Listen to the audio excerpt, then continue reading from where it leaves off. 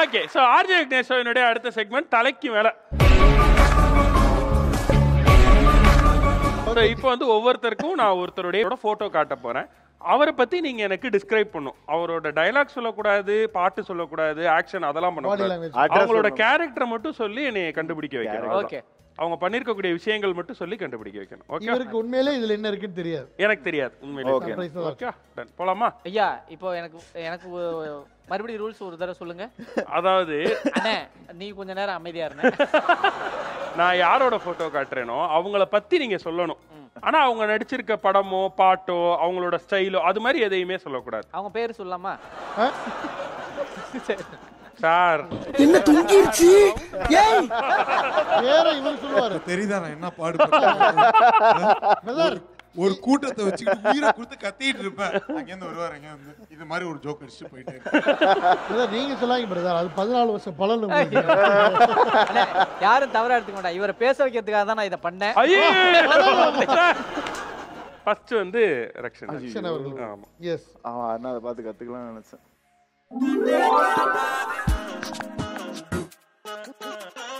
அசால்ட்டா சொல்லிடுவா. அப்படி அசால்ட் சொல்லுங்க, அசால்ட்டா சொல்லு. என்னன்றா சொல்றது? சொல்றதுக்கு ஒண்ணும் இல்லன்னு சொல்லு. எனக்கு தெரிஞ்சு எல்லாத்துக்கும் அவர் சொல்லிடுவாரு நினைக்கிறேன். அவங்க என் கூட ஒர்க் பண்ணிருக்காங்க. அண்ணா முதல்ல நீ எப்போ ஒர்க் பண்ணன்னு கேட்பாங்க. மணிமேகலையா?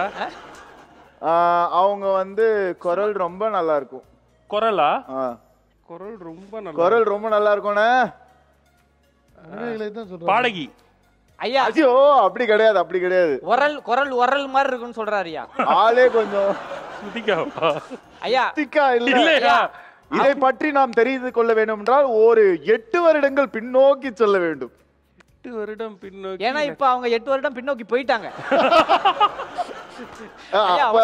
அவங்க ஆங்கர் பண்ண வந்தாங்க, அது முடியலன்னு சீரியல் பண்ண போனாங்க. இப்ப என்ன பண்றதுன்னு தெரியாம தேடிட்டு வந்துட்டீங்க பக்கத்துல. ஆனா வந்து ரக்ஷன் கொடுத்த டீடைல் ஏன்னா பார்த்து கஷ்டப்பட்டது நான் இல்ல. சூப்பர். அடுத்தது டைரக்டருக்கு. நம்ம வந்து ஒரு ஒரு ஒரு பெரிய பெரிய அரசர்கள் பத்தி, சோழர்கள் பத்தி, ராஜராஜ சோழன் பத்திலாம் நம்ம வந்து புக்ல படிச்சு சினிமாவில் பார்த்து தெரிஞ்சுப்போம். இந்த மனுஷன் வந்து இந்த நூற்றாண்டுல நம்ம தமிழ் இனத்துக்குன்னு நான் ஒரு சுருக்க மாட்டேன், கிடைத்த ஒரு ஒப்பற்ற மா மனிதர் மேதகு பிரபாகரன் அவர்கள். எஸ்.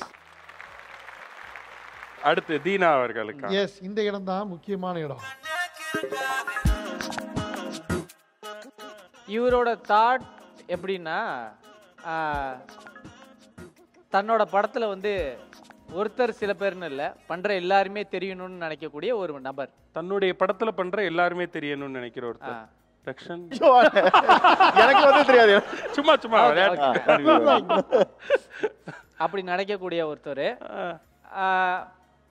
நம்மலாம் அந்த இடத்துக்கு போனோம்னா இந்நேரம் பயங்கரமான ஆட்டிடியூட் காட்டலாம். ரொம்ப சிம்பிளா இவரோட எண்ணம் எப்படின்னா, என் கூட சேர்ந்து வர்ற பசங்களும் அடுத்து வரணும்னு சொல்லிட்டு எல்லா ஸ்டேஜ்லையுமே ஏற்றி நிப்பாட்டிடுவார். ஒரு டிஃப்ரெண்ட்டான ஜேர்னரில் கதையை ஆரம்பித்து இப்போ வந்து வேறு லெவலில் ஒரு இந்தியாவில் அடுத்து ஹாலிவுட் அந்த லெவலுக்கு போயிட்டு இருக்க ஒரு டைரக்டர். எல்லாருக்கும் எல்லாத்துக்கும் சம்பந்தம் இருக்கணும்னு நினைப்பாரு. லோகேஷ் கனகராஜ் அவர்கள். ரக்ஷன்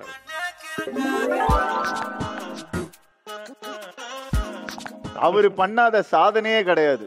பல கின்னஸ் சாதனை பண்ணிட்டு அசால்ட்டா சுத்திட்டு இருக்க ஒரு நபர். அசால்ட்டா கின்னஸ் சாதனை பண்ணிருக்காரா? ஆமா, சால்ட்டோடயே சுத்திட்டு இருப்பாரு. அசால்ட்டா இல்லாம சால்ட்டோடயே கூட சுத்துவாரு. சில பேரெல்லாம் ஒரு விஷயத்தை பத்தி முடிவு பண்ணோன்னு நேர்ல வந்து தான் பார்க்கணும். ஆனா அவர் வீடியோ கால்ல பார்த்தே சொல்லிடுவாரு இதுல தப்பு இருக்கு அப்படின்னு. இதுல அரோமா வச்சு அவர் சொல்லிடுவாரு. அரோமா வச்சே சொல்லிடுவாரா? Venkatesh but Sarah?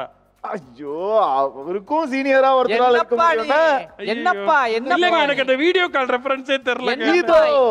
Damu sir, chef Damu அவர்கள். ஆனா நீங்க என்ன சொன்னீங்க? வீடியோ கால்லையே வீடியோ கால்ல பார்த்தே சொல்லுவாரு, டே அதுல உப்பு இல்ல உப்பு போடுறான்னு. அப்பா இதெல்லாம் கொஞ்சம் டூ மச்சா இருக்கு அப்படின்னு.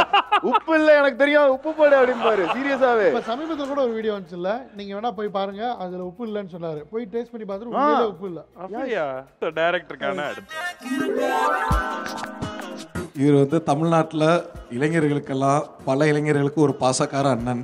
ஓகே. ஆனா நீங்க என்னைய பார்த்து நான் என்னால எதுவும் சொல்ல முடியாது. நீங்க காட்டுற போட்டோலாம் அப்படி இருக்கு, நான் பாட்டுக்கு சைலண்டா உட்கார வேண்டியது. ஓகே, மாட்டி பண்ணி யோசிக்கிறியாப்பா? ஓகே. இல்ல ரொம்ப புரட்சிகரமான ஒரு இளைஞர் படையை திரட்டியிருக்க ஒரு அண்ணன். அண்ணன் சீமான் அவர்கள். கரெக்டா? இப்ப பாரு,